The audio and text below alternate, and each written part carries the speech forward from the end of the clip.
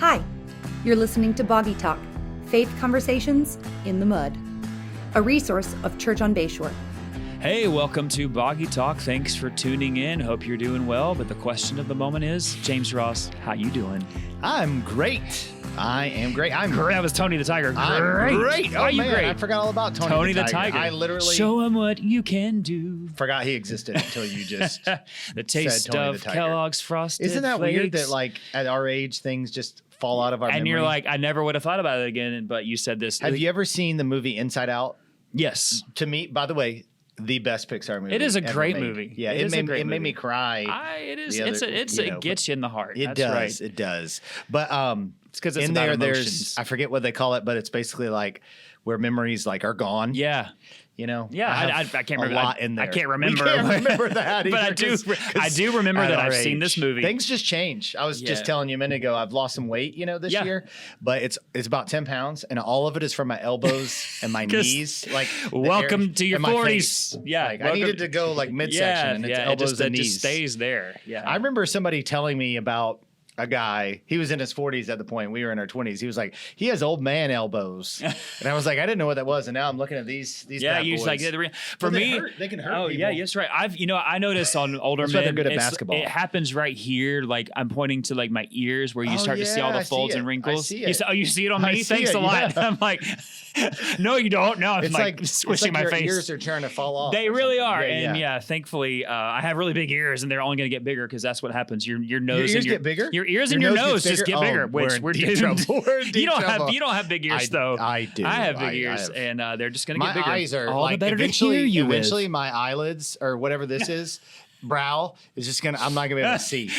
My ledge above my eyes, it's going to become a shelf where I can place things on. Gosh, we're so vain. I know.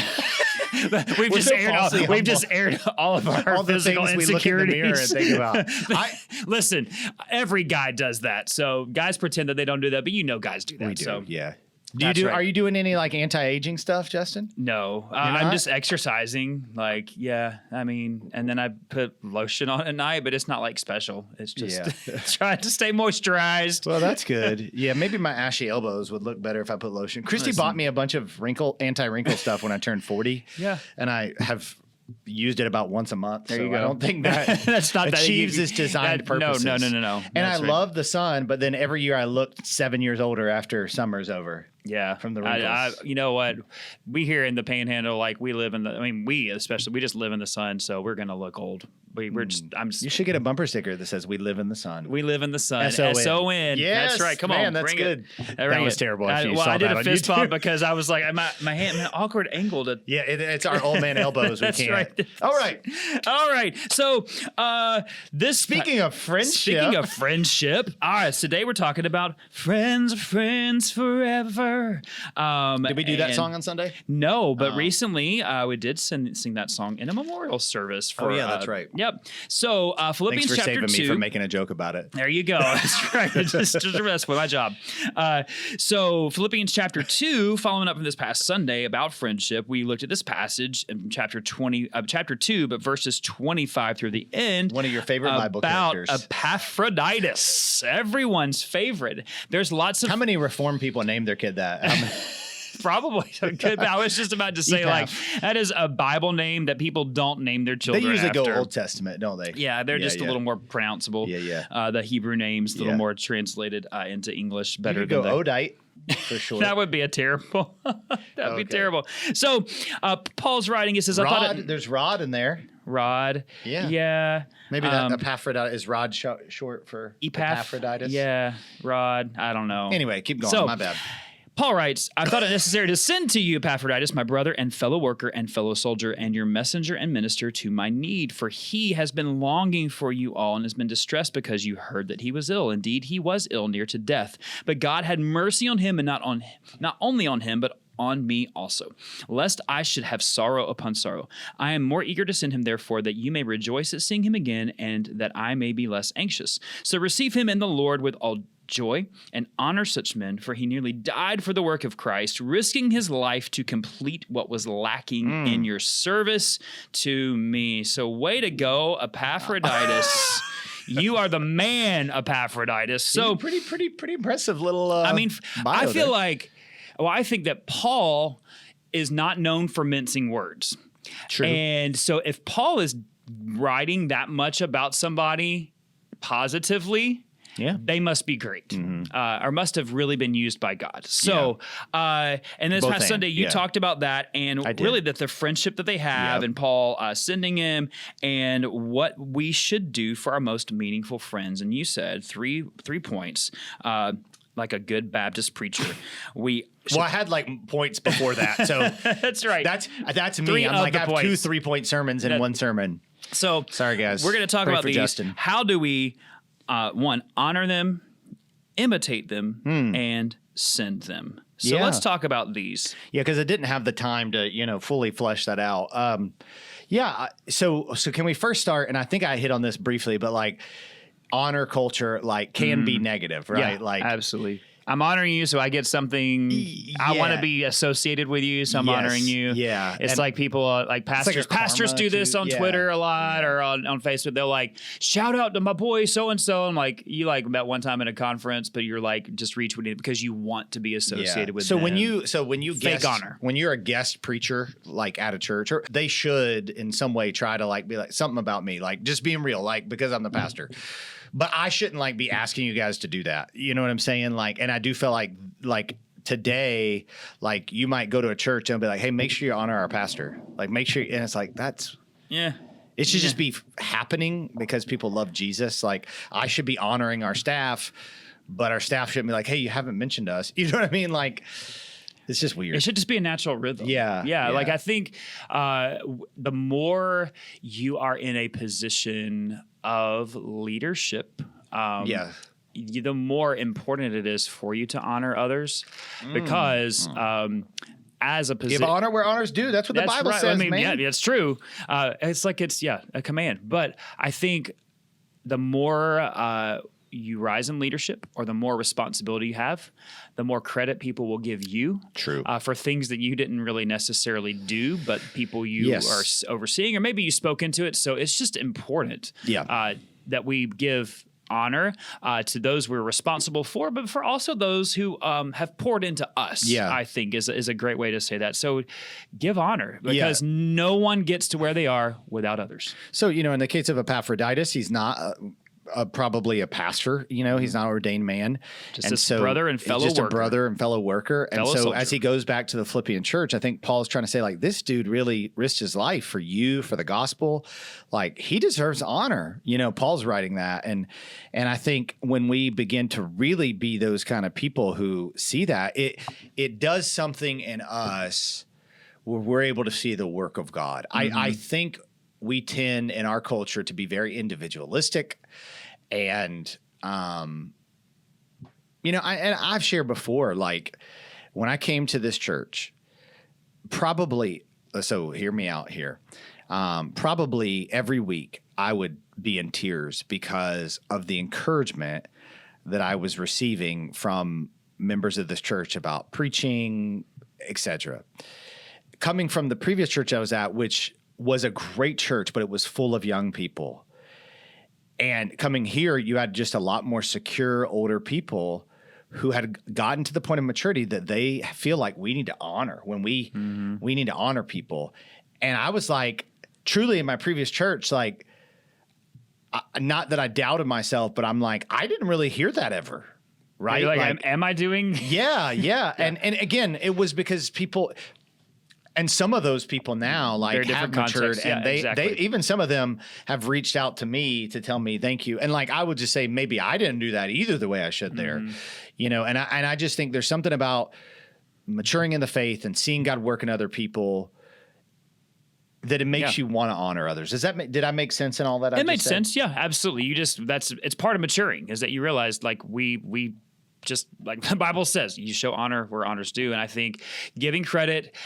Just saying thank you to people, and that's a great really point. just being grateful, recognizing that so many people pour out, so many people give of themselves, and not taking credit for things that aren't of you, but giving the credit away. That's what you do, and I think in our friendships, in our relationships, we do that. We should be striving to do that.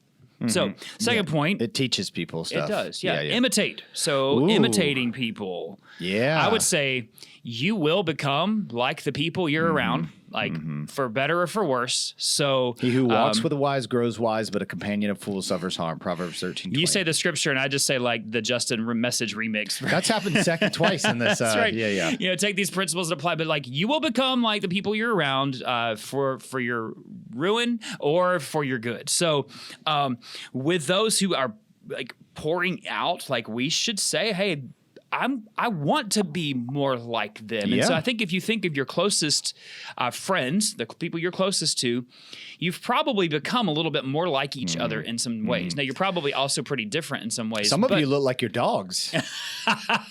Oh, man. Have you ever seen that? I have seen that. And did you have anybody in mind? You just want to... No. I'm thinking of them now. There are. I've seen the memes. Yes.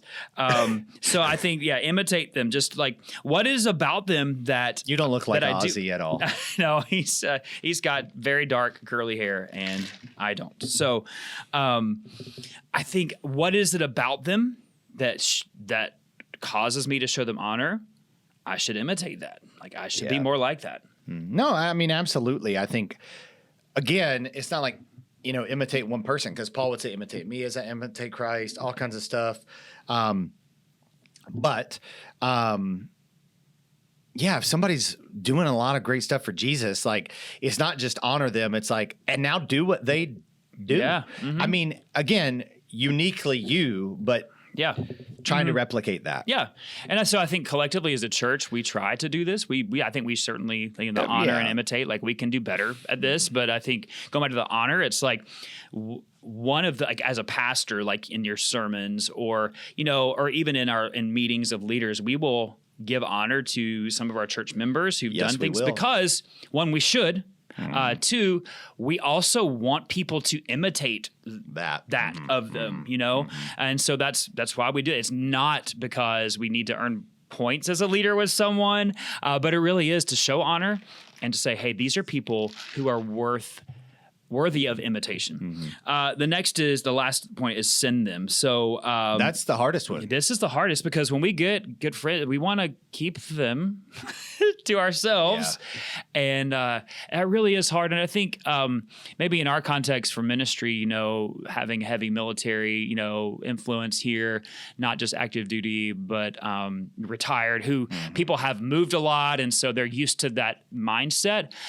Except when it comes to ministry or when it comes to church. And I think we do have to be willing to let people go to what God has called them to do so that because it's about the kingdom. Do you remember that like Looney Tunes? Like, I just want to hold you and squeeze you. You know what I'm talking about? It's Tiny Toon Adventures. Tiny Toon Adventures. I want to hug you and squeeze you and make you mine, all mine. Yeah, and like that's how we are with our friendships, right? Absolutely we are. And there's some unhealthiness in we that. don't want to share either. Like, no, you're my friend. Like, I can't, but man, that is so self-centered in that. And I think Paul's sending Epaphroditus back to the Philippians. I think he's like they need you. Yeah. And I think if we think like our lives are not our own and our friends' lives are not our own either. So we have to be willing to send. I think, one of the points, like specifically in our context, is like with life groups, like we have great friendships, and sometimes people are like, oh, I don't want to give that up, but so many other people need that, and we need people to be willing to step out of their life group to multiply, to make more room for more people so they can experience those same belonging relationships. I think it's been a struggle of mine just because I think as a pastor too, when you get a good friend, it's rare. It is rare because of it's just the context of ministry and. Unfortunately, like the transactional nature of relationships in ministry. So you're like, man, no, this was like, but ultimately, like every person is the Lord's. So we've got to just send. So what else would you say on that? No, I mean, I think every person is the Lord's. I think that's important. And so like our number one goal is not what they can do for us. And I do feel like, so with like the older crowd, I think more people have this mentality of like, I want to have people at my funeral than I want people to live for eternal life, and so we have a big life group, Sunday school class with our people. And we feel secure by that.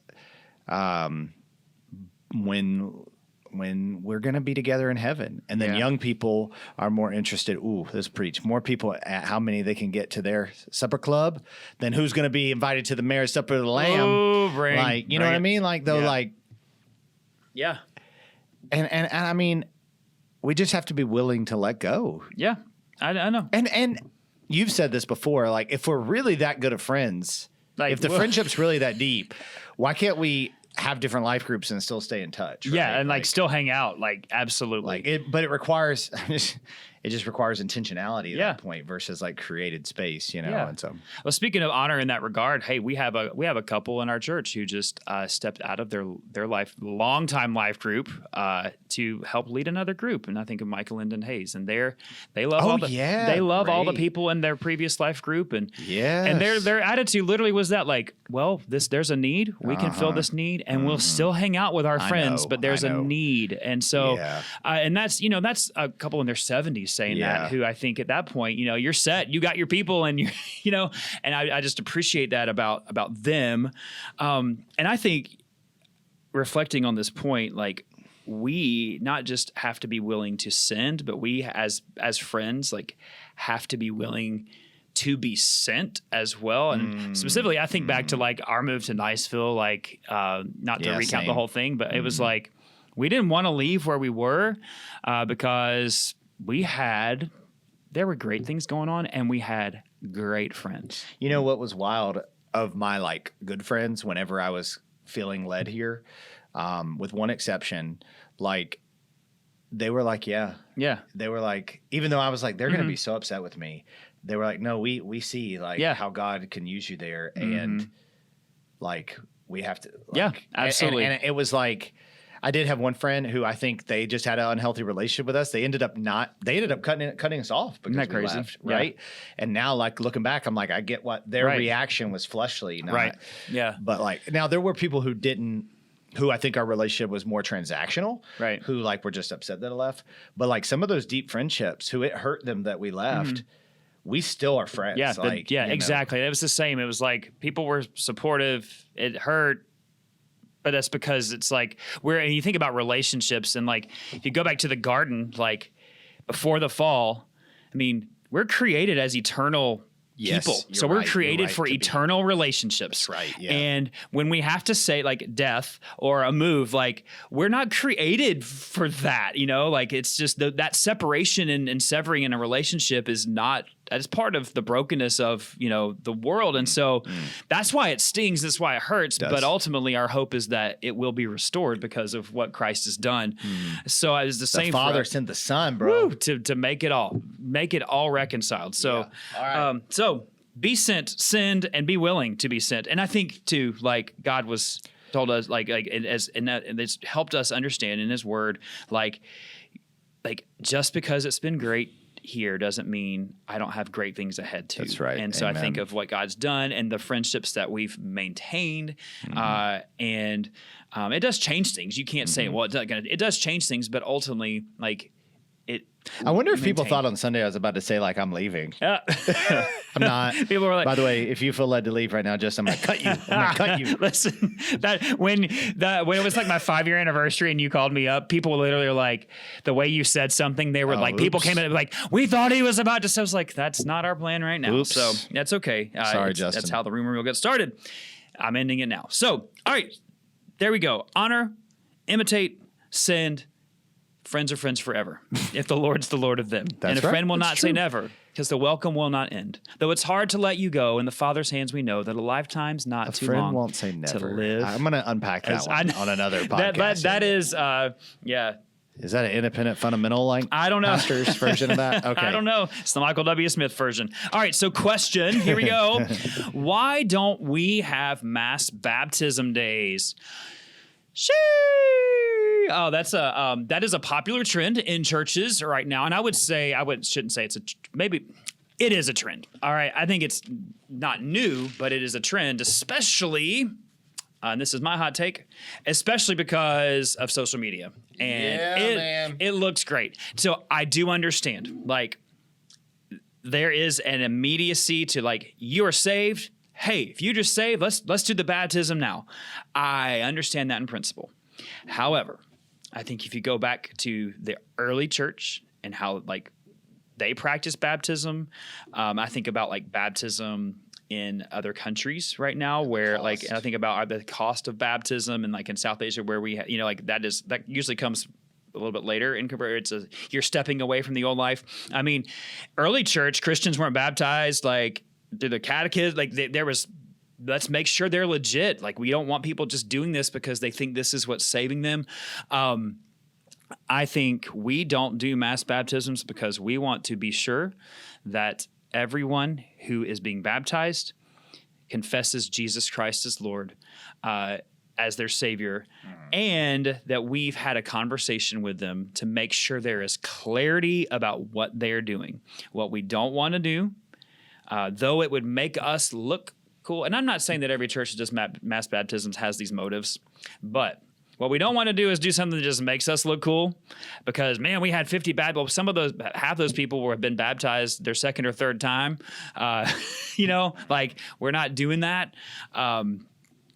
So those are just a couple of the reasons that we don't do that. We want to have a conversation with people to make sure that people understand what they're doing, what baptism symbolizes, and that they have a, not that they're perfect, not that everything in their life is resolved or, been made tidy, but so there is, like, a confession of Jesus Christ as Lord, and there's at least the seedlings of fruit.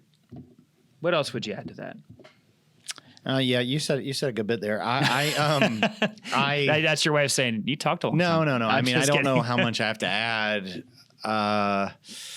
So this is a tertiary issue. Yeah, so, exactly. And probably. Again, it's not necessarily wrong. It's probably, yeah. It can be wrong. Yeah, but it's not inherently wrong. I'm going to say why I've arrived at the position I've arrived at. Granted, I feel like you guys would speak up if you feel I was in error here, but yeah, I do think that a lot of people want to get baptized for the wrong reasons in our culture. And I see, like, people baptizing people who are getting rededicated. That's not what baptism is. I mean, like, in our town, like in our Okaloosa County, let's just say Okaloosa, Walton County, I see that. I see churches, they're baptizing people who want a fresh touch or fresh experience from the Lord. And I see people baptizing people who, like, literally, they're just asking, like, hey, do you believe Jesus? Yeah. Okay. Like, well, what does that even mean, really? And I think people are confused, and I think that there's necessary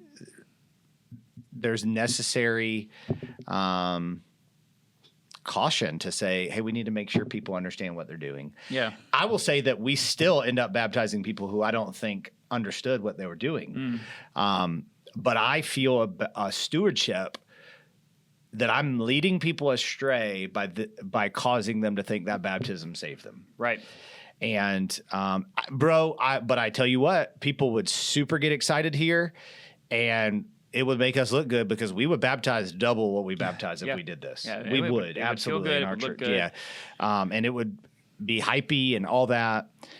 And, I just think a lot of the churches that are doing it, are indeed baptizing a lot of people who are not regenerate. Yeah. And we can hash that out all we want, but I think they know it. And let me just say, that pastors, specifically of churches that are our size or bigger, are a lot of them are struggling with their ego and affirmation and SBC life. It's what makes you get invited to speak and get new positions and all that. And if you don't think that's not in play, you are mistaken. I'm not saying everybody's there. Yeah, absolutely. But again, I'll go back to, like, our convention, like, I don't think it's a matter of disfellowshipping, even though I think people are wrong. Agreed. So, I mean. Agree. You said that, it made me think, I have seen that recently from on social media. It was a church, and they're like, literally, it was like, this coming Sunday is a baptism Sunday, which is okay, it's not wrong to like, I think, put that out there and say, hey, if you want to take that next step. Yeah, but then it did say in the post, if you want to take that next step of faith or need a fresh touch or fresh encounter, no, like that's where I'm like, no, right there. I mean, no. Yeah. No. Bible. Like, yeah, you want we have a guide Yes. for this. Yeah. Spend some time in the Word, in worship. I want to win everything. Yeah. I'm serious in my flesh. Like, if a lot of you listen to this have seen me coach sports.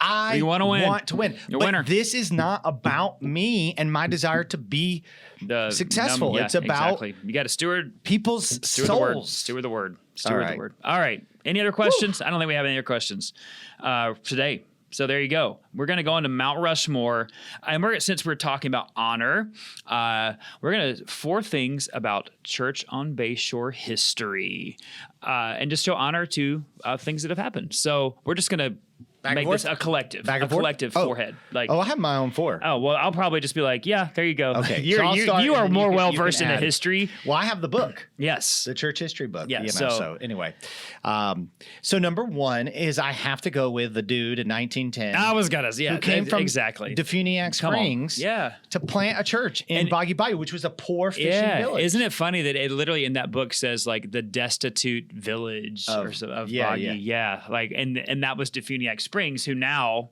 people in NYSA would be like, Defuniak Springs. Yeah. Like, it would Dude, they're up and coming though. They got a Chick-fil-A. Yeah, Chick-fil-A and a Starbucks. And Defuniak Springs. That's pretty awesome. So, and founded this, wasn't the name of this church at the time, First Baptist Church, but founded. So I'll tag on to that one then. This is still number 1. Go ahead. And the fact that the church was named Damascus Road Baptist Church at Boggy Bayou, because when we felt like, hey, we need to change the church name, I was able to say that wasn't the first time. We've changed the name before. Haven't always been First Baptist. Yeah. I wonder why it wasn't First Baptist because it probably was the first one because it was planted. I wonder why. Maybe that wasn't a thing. I don't think they started. Yeah, that's a great question. I don't know because there's other First Baptists older than 1910, so it was a thing. Yeah, it was. You're right. Okay. Anyway. All right. Go ahead. What's number 2?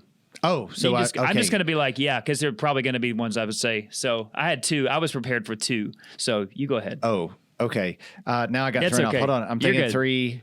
Okay. Number 2 would have to be the fact that this church built a skating rink. Yeah. To reach the youth of Niceville. Yeah. So, like, if you don't know, whatever we do with the gym, because we're, examining what we're going to do to reach youth, like, there's a history here. Mm-hmm. But that's awesome. This church, First Baptist Church, had a skating rink. Yeah. That was a thing. I mean, listen, right? Like, the church I grew up in, I feel like this church and the church I grew up in had very similar, like, trajectories through that season. Yeah. We did not have a singing Christmas tree at the church I grew up in, but there was another church that did. But we built a gym when I was like in middle school and high school, and the floor they put in was specifically for basketball and roller skating. Yeah. And on Wednesday nights after youth, we could go check out roller skates and roller skate in the gym. That was kind of a Baptist-y. Maybe it wasn't just Baptist. I didn't realize that. It was a thing. It was like a in thing. the 70s, 80s, right? Yeah. Well, this would have been 90s? This was 90s, you guys were early behind 90s. the times. Yeah, we were. This is around late the 80s, early 90s. Okay. So yeah, definitely the roller skating rink. And there's some people here who I think broke some bones on that roller skating rink. I'm sure. Steve Renna is very glad we do not have a roller skating rink again. right now. So yeah. All right. Next. So for number 3 in the church history, I'm going to have to go with the fact that Paul Sisk and crew had buses running back in the day when people would fill the buses up. Nowadays they wouldn't. Now you don't just send your kid off on a bus anymore. On a bus to anywhere. Yeah. And there's probably good reason for that. But and they would bring in like more kids than we have now to children's ministry. They would just go get them, and they would, and just bring them into the church. Yeah, I think that is pretty awesome. Yeah, that's great. All right, is your number 4 my number 4 or my second one? Say your number 4. Mine might be better. I was going to kind of tie into where we were this past Sunday with previous leadership. Is that where you were going? Yeah, I was going to talk about how in 1910 In 2010, I was the about to church say, celebrated whoa. the 100th year anniversary of this church. And as they did that, Pastor Mike McGew, really feeding a lot from Dennis Brown and what he'd been saying for a while, essentially told the church, like, hey, we're going to die. We're not going to keep having a history if we don't make intentional efforts to reach young families. Right. And so they began to really set forth on the vision to renovate the campus. Yeah. And that really, I'm telling you, because I get asked often about like, how did you, because our church has doubled since, we've been here, like, and we've reached a lot of young families and people are like, how? And I'm like, man, I got to tell you first before I say anything else. I think God has brought some people in who have the tools, but the soil was ripe. That's right. Because of what God had been doing through their leadership. And not just them. I mean, Roger Barrett was involved. Steve Ferris was involved. Bill Wise was involved. I mean, a lot of people so many were people. Yes, I agree 100%. And I think it goes back to we're honoring. And those are all people that we want to honor and imitate and send. We recognize, like, what I love about this church is like what we're doing now and asking questions of like, how do we continue to reach people they're the same questions that this church has been asking for over 100 That's years, a great and I statement. think without, in the recent history, where we are now is very, very much the result of people in this church who've been here a long time, who have said, Lord, this is your church, and what do we need to do? I think like you said, Pastor Mike, Dennis, specifically, and then the members of the church who were a part of that, what humility and grace they showed, and wisdom to say, hey, we've got to do something, and we got to figure out what that is, and brought the church into that, and really, I think the church is much stronger because of that, and God gets the glory, and they get well-deserved credit. So they do. Yeah. So Amen. There you go. Those are, what's great about all those things that they all reflect the heart of this church. You know what might be the most significant event in this church's history, though? I don't know what you're about to say. When we decided to do Boggy Talk. Oh, yeah. just reaching. I mean, the world will never be the same. You didn't mention the purple carpet. You didn't mention the purple carpet becoming green carpet, because that was a better the clown choice. Ministry, which I'm sure. Listen, we had again, the church I grew up in, clown ministry, puppet ministry, all those things. It just wouldn't work now. So I guess was that like in the days of like Bozo and Mr. Rogers? Yeah, ish. Yeah. So like, I guess it's kind of fallen on that. I mean, we did hold like productions with puppets, like for VBS, like a whole Noah's Ark skit, and I mean, it's crazy. The things like, was that like where like. I guess like the culture was just more easily entertained back then. I guess, yeah. But there also, wasn't like, as much. How come people complain about lights in church, but you can do puppets? Yeah, I'm not understanding. Yeah. Oh man, that's another episode. So on that note, hey, we thank you for tuning in. If you've got questions, please send them our way. We'd love to take a stab and try to answer them and make them a little more boggy. We'd love to confuse you even more. That's what we do. All right, thanks for tuning in. See you next time. Thanks for listening to Boggy Talk. We are so glad you joined in the conversation. Go ahead and subscribe so you don't miss a beat.